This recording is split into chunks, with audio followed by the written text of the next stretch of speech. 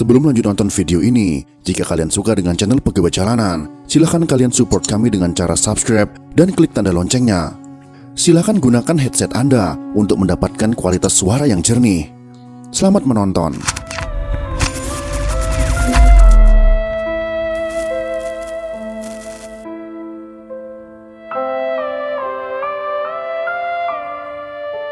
Begitu banyak kisah tragis yang terjadi ketika masa-masa awal kemerdekaan Republik Indonesia. Salah satu pahlawan nasional yang menjadi korban dari Pulau Sumatera adalah Tengku Amir Hamzah, seorang bangsawan dan penyair yang luar biasa pada masanya.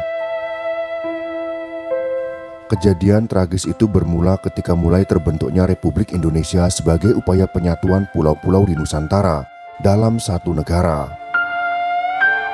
Pada tanggal 3 Februari tahun 1946, dalam rapat Komite Nasional Indonesia atau KNI di Medan, para raja dan sultan di seluruh Sumatera Timur, termasuk Sultan Siak dari Riau, sudah menyatakan tekad mendukung dan berdiri di belakang pemerintah Republik Indonesia di hadapan Wakil Pemerintah Mr. Tengku Muhammad Hasan, disaksikan oleh Wakil Gubernur Dr. Muhammad Amir, Presiden Sumatera Timur Tengku Hafaz, Ketua KNI Sumatera Timur yaitu Mr. Luat Siregar, Abdul Karim MS, Muhammad Yusuf, Dr. Tengku Mansur, Tengku Damrah, dan Tengku Bahriyun.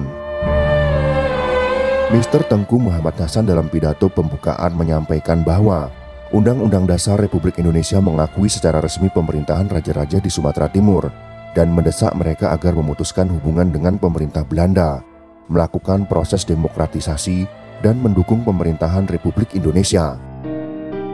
Sultan Langkat yaitu Sultan Mahmud Abdul Jalil Rahmat Shah mewakili seluruh pemerintah Swapraja Sumatera Timur menyampaikan pidato yang berbunyi, "Kami para sultan dan raja-raja di Sumatera Timur telah mengambil keputusan bersama untuk melahirkan sekali lagi itikad kami bersama untuk berdiri teguh di belakang Presiden dan pemerintah Republik Indonesia serta turut menegakkan dan memperkokoh Republik Indonesia."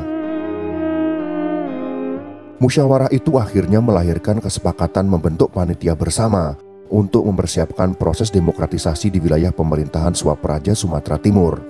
Mr. Mahadi dan Muhammad Yunus Nasution dipilih sebagai ketua dan koordinator.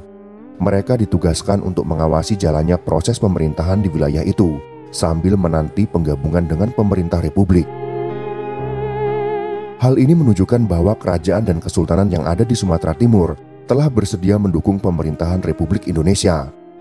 Mereka menargetkan bahwa pada bulan Mei tahun 1946, pemerintahan yang baru di Sumatera Timur sudah bisa berjalan. Akan tetapi sangat disesalkan, kubu radikal mengambil jalan pintas dengan menggerakkan revolusi sosial. Meskipun kaum aristokrat Sumatera Timur sudah berjanji akan bergabung dengan pemerintah Republik Indonesia, namun rakyat sudah terlanjur menaruh dendam dan kebencian melihat sikap dan gaya hidup mereka selama ini, yang hidup serba kemewahan dan dituduh telah melakukan penindasan terhadap rakyat. Penguasa Sumatera Timur yang terkenal kaya raya itu adalah dari kalangan Melayu, yaitu Sultan Langkat dan Sultan Delhi. Sultan Langkat memperoleh kekayaan dari keuntungan usaha perminyakan dan penyewaan tanah perkebunan. Demikian juga Sultan Delhi banyak menuai kekayaan dari hasil penyewaan tanah perkebunan tembakau. Slogan-slogan bernada revolusioner kemudian membahana di Siantaro, Sumatera Timur. Antara lain berbunyi raja-raja penghisap darah rakyat, kaum feodal yang harus dibunuh, dan lagu darah rakyat. Situasi ini kemudian dimanfaatkan oleh kaum berhaluan kiri, khususnya kelompok komunis. Pada bulan Maret minggu pertama tahun 1946, semangat revolusioner ini berkecamuk di Sumatera Timur. Siapa saja yang menjadi penghambat dan penghalang jalannya revolusi akan ditangkap. Seluruh elemen organisasi larut dalam suasana revolusi. Gerakan revolusi memberikan keleluasaan kepada para aktivis muda dan buruh-buruh pendatang untuk melakukan aksi pergerakan. Kekerasan pertama terjadi di Sunggal pada tanggal 3 Maret tahun 1946. Unit-unit Laskar Rakyat menyerang markas organisasi PADI, yaitu Persatuan Anak Delhi Islam, dan pasukan kelima pimpinan Dr. F.J. Nainggolan yang berada dekat rumah Datuk Hitam. Di Tanjung Pura tempat kedudukan Sultan Langkat, yaitu Istana Darul Aman, berhasil dikuasai oleh massa. mereka juga melampiaskan nafsu bejat mereka kepada dua orang putri Sultan Langkat. Yang menjadi garis bawah yang harus kita ketahui, dalam masa-masa revolusi tersebut, semua golongan ada dalam masa yang melakukan revolusi. Sehingga kaum radikal dan kaum yang lebih moderat tidak dapat dibedakan lagi, sehingga mereka melakukan revolusi berjalan dengan sendiri-sendiri, sehingga ada kelompok revolusi yang melakukan perbuatan di luar batas kemanusiaan. Putri Sultan Langkat dipaksa melayani nafsu birahi Marwan dan Usman Parinduri. Kebiadaban mereka dituliskan oleh Tengku Lukman Sinar.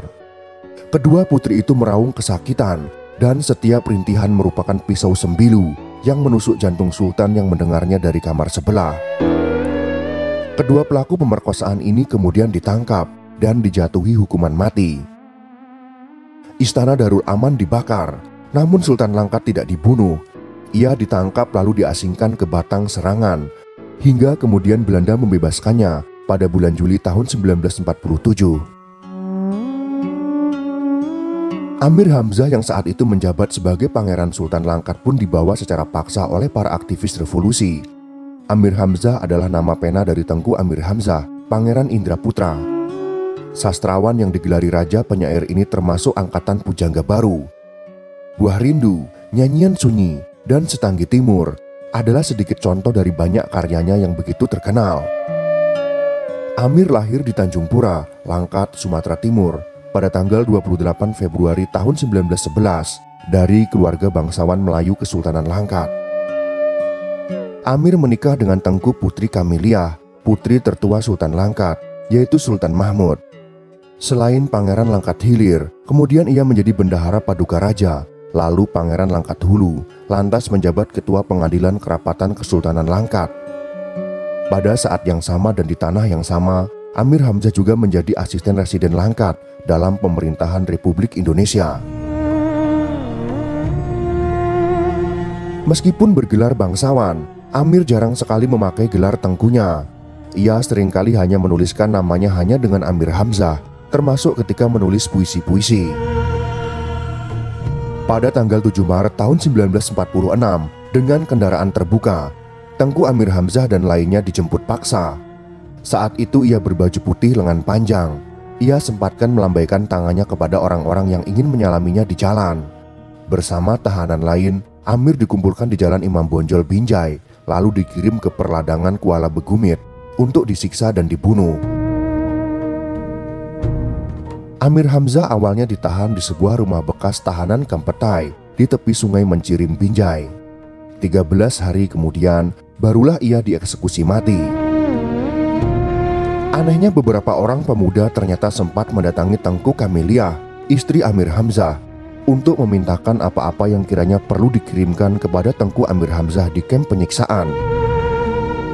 Inilah daku titipkan teruntuk suamiku, juada satu siak, masakan Melayu.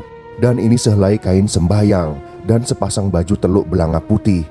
Karena kubusu tak lepas dari menderas Al-Quran saban hari.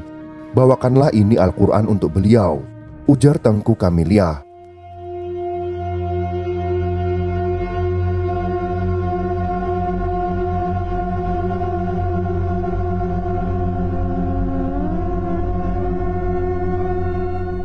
Di tempat yang lain di Kuala Begumit, nyatanya pakaian Tengku Amir Hamzah diambil, diganti dengan celana goni. Para tahanan diperintahkan menggali lubang untuk kuburan mereka sendiri. Satu demi satu para tahanan ditutup rapat matanya, tangan diikat kuat ke belakang. Sang algojo ternyata tak lain adalah Mandor Iyang Wijaya. Sebelum melakukan pembunuhan, ia mengabulkan permintaan terakhir Tengku Amir Hamzah yang meminta dua hal. Pertama, ia meminta tutup matanya dibuka karena ingin menghadapi ajalnya dengan mata terbuka. Kedua, Tengku Amir Hamzah meminta waktu untuk sholat sebelum hukuman dijatuhkan. Kedua permintaan Tengku Amir Hamzah ini entah kenapa dikabulkan mereka. Usai melaksanakan sholat, sang pujangga pun menerima ajalnya. Parang Mandor Iyang Wijaya kemudian berayun menebas Tengku hingga memutus lehernya. Amir Hamzah tewas dengan 26 orang tahanan lainnya dan dimakamkan di sebuah kuburan massal yang telah digali para tahanan tersebut. Beberapa orang saudara Amir juga tewas dalam revolusi tersebut.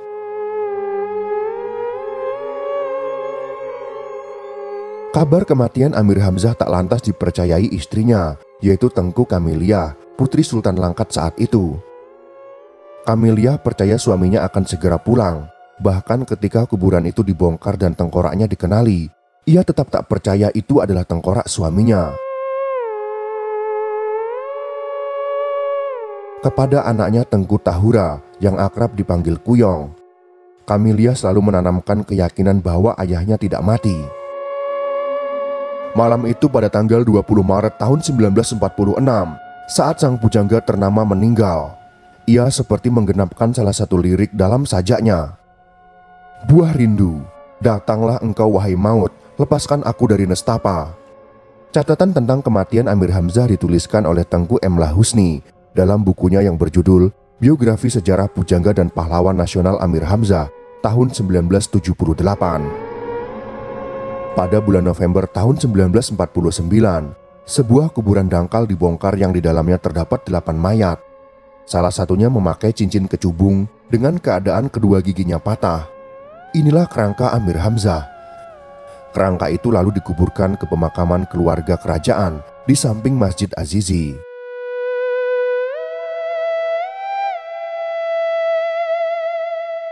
Amir Hamzah telah menerima pengakuan yang luas dari pemerintah Indonesia, dimulai dengan pengakuan dari pemerintah Sumatera Utara segera setelah kematiannya. Dalam usia 16 tahun, Amir Hamzah telah turut bersama-sama merumuskan konsep Sumpah Pemuda pada tahun 1928 dan ikut andil dalam membidani kelahiran Negara Kesatuan Republik Indonesia. Pada tahun 1969, ia secara anumerta dianugerahi Satya Lencana Kebudayaan dan Piagam Anugerah Seni. Pada tahun 1975, dengan keputusan Presiden nomor 106, tanggal 3 November tahun 1975, Amir Hamzah ditetapkan sebagai pahlawan nasional oleh Presiden Soeharto. Sebuah taman yang berlokasi di Jakarta, di dekat Monumen Nasional, dinamakan Taman Amir Hamzah untuk mengenang jasanya. Sebuah masjid di Taman Ismail Marzuki yang dibuka untuk umum pada tahun 1977 juga dinamakan untuknya. Serta beberapa jalan diberi nama untuk Amir, termasuk di Medan, Mataram, dan Surabaya. Tidak ada yang menyangka pahlawan yang dikenal gigih mempersatukan bangsa ini justru meninggal dalam keadaan disiksa dan dipancung oleh bangsanya sendiri. Padahal Amir Hamzah telah setuju bahwa Kesultanan Langkat akan mendukung Republik Indonesia. Namun provokator menghasut agar para rakyat membunuh para sultan-sultan yang menurut mereka bertindak otoriter dan semena-mena. Padahal mereka hanya terhasut pada kebencian yang diciptakan oleh para pengacau dan provokator di masa itu. Semoga kita tidak mudah terprovokasi oleh provokator yang berniat menghancurkan persatuan negara kita, seperti yang pernah terjadi di masa lalu. Semoga informasi ini bisa bermanfaat untuk kita semua. Jika kalian suka dengan video ini, silakan berikan jempol ke atas. Dan jika kalian menganggap video ini bermanfaat, maka bagikanlah untuk teman-teman Anda yang lain. Terima kasih sudah menonton.